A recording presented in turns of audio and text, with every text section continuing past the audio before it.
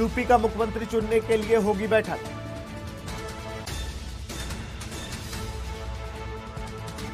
विधायक दल की बैठक में अमित शाह शामिल होंगे।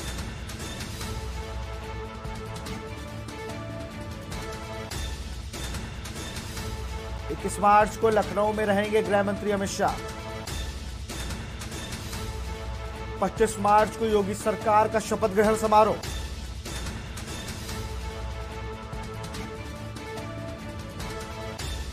लखनऊ के एकाना स्टेडियम में होगा शपथ ग्रहण समारोह। सरकार गठन को लेकर शाह पर्यवेक्षक बनाए गए।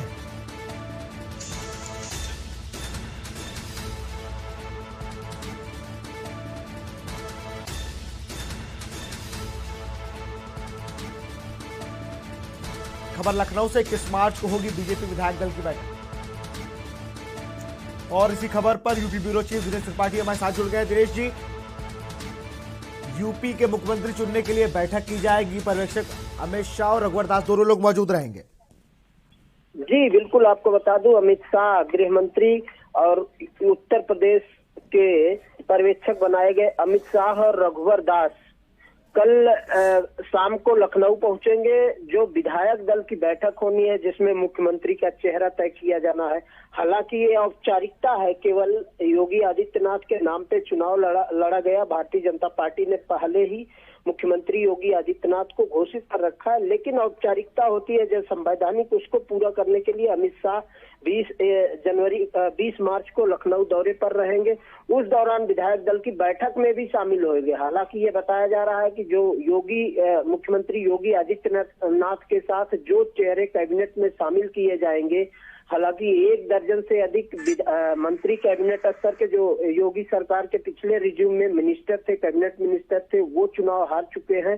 तो ऐसे में भारतीय जनता पार्टी के जो नई सरकार का गठन होगा उसमें किन किन चेहरों को शामिल किया जाए, इसको लेकर भी अमित शाह मंथन करेंगे, जिसमें सुनील बंसल, प्रदेश अध्यक्ष स्वतंत्र देव सिंह और मुख्यमंत्री योगी आदित्यनाथ शामिल हो सकते हैं। अमित शाह और रघुवर दास 20 मार्च को लखनऊ दौरे पे रहेंगे। 20 मार्च को बैठक करने के बाद 21 मार्च को ये बताया जा रहा है कि विधायक दल की बैठक होगी और मुख्यमंत्री योगी आदित्यनाथ के शपथ ग्रहण समारोह को जो भव्य और दिव्य बनाने की योजना है भारतीय जनता पार्टी की, उसके लिए भी अमित शाह बैठक करेंगे। इकाना स्टेडियम में 25 मार्च को शाम 4 बजे ये तय कर लिया गया है शपथ ग्रहण समारोह होगा, लेकिन उनमें किन किन लोगों को बुलाया जाए, किन किन अतिथियों को, विपक्षियों को बुलाया जाए, ये भी चर्चा हो सकती है अमित शाह की इस बैठक में। हालांकि अमित शाह लगातार भारतीय जनता पार्टी उत्तर प्रदेश के चुनाव से पहले ही लगातार लगे रहे और दावा करते रहे कि गृह मंत्री अमित शाह का जो रुख था वो तो शुरुआत से ही साफ दिखा और हर बार वो कह रहे थे कि अब की बार भी भाजपा सरकार बनेगी।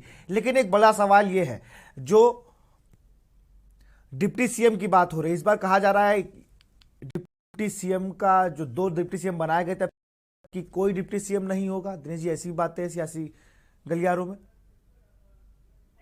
में ये भी चर्चा है, जो पिछले रिज्यूम में रहे हैं उनके अलावा 3 नए मुख्यमंत्री बनाया जा सकता है। हालांकि केशव प्रसाद मौर्य जो डिप्टी सीएम थे वो चुनाव हार चुके हैं। दिनेश शर्मा को भी इस बार भारतीय जनता पार्टी उप मुख्यमंत्री बनाने के उसमें नहीं है, लेकिन कुछ सूत्र ये दावा कर रहे हैं कि 2 के बजाय 3 उप मुख्यमंत्री इस बार नियुक्त किए जाएंगे, शपथ लेंगे, ऐसा दावा किया जा रहा है। जातीय समीकरण को फिट बैठाने के लिए, क्योंकि 2024 नजदीक है, चुनाव है लोकसभा का, तो ऐसे में जातीय समीकरण को भी साधने की भारतीय जनता पार्टी प्रयास करेगी। हालांकि मुख्यमंत्री योगी आदित्यनाथ का ये कहना है कि कोई भी उप मुख्यमंत्री न बनाए, लेकिन भारतीय जनता पार्टी है वो जातीय समीकरण को पूरी तरह से साधने का प्रयास करेगी। 2024 लोकसभा चुनाव के मद्देनजर ही योगी कैबिनेट का विस्तार भी होगा। उसमें किन किन चेहरों को, किन किन जातियों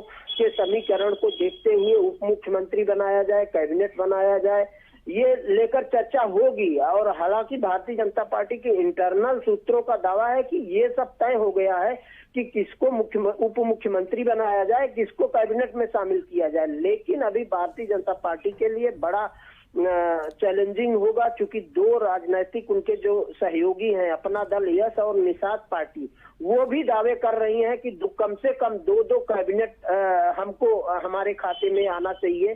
तो ऐसे में भारतीय जनता पार्टी के पूर्व राष्ट्रीय अध्यक्ष और पर्यवेक्षक उत्तर प्रदेश अमित शाह, बिल्कुल दिनेश जी, देखना होगा कि अब जो कल बैठक होती है उसमें जो एक स्ट्रक्चर तैयार किया गया है पूरी कैबिनेट का, उसको आखिरी लुक दिया जाएगा और फिर 25 तारीख को सबके सामने वो कैबिनेट होगी, या उससे पहले भी हो सकती है कि कौन कौन डिप्टी सीएम बन रहा है या नहीं बन रहा है, कितने डिप्टी सीएम, 2 बन रहे हैं, 3 बन रहे हैं, कौन कौन मंत्री बनेगा। तो हम जानकारी के लिए बहुत बहुत शुक्रिया दिनेश जी आपका। तो सरकार गठन को लेकर अमित शाह, देश के गृह मंत्री और बीजेपी के पूर्व राष्ट्रीय अध्यक्ष को पर्यवेक्षक बनाया गया। उनके साथ झारखंड के पूर्व सीएम रघुवर दास भी सह पर्यवेक्षक बनाए गए हैं।